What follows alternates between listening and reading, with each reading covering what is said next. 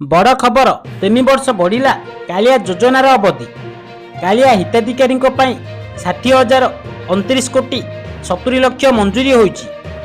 2026-27 पर्यंत कालिया योजना मंजूर होईची। कालिया सहायता प्रदान भी नियम कोहल कले सरकार।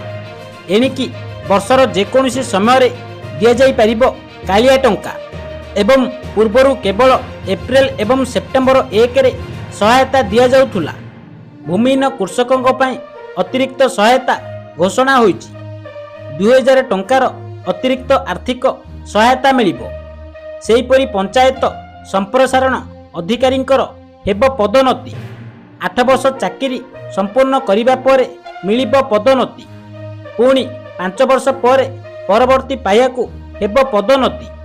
पीओ पदवी पई शिक्षागत योग्यता +3 रहिबो एवं पूर्वर शिक्षागत योग्यता +2 रखा जाइतिला बोली सूचना रही।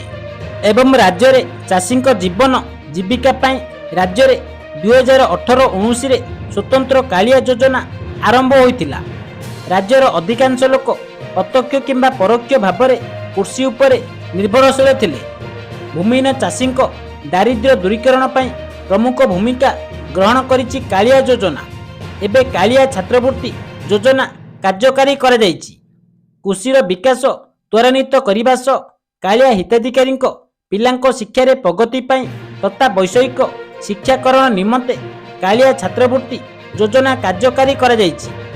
या द्वारा क्षुद्र एवं नाममात्र चाषी पिलामाने उपकृत हेबे बोली सूचना रही।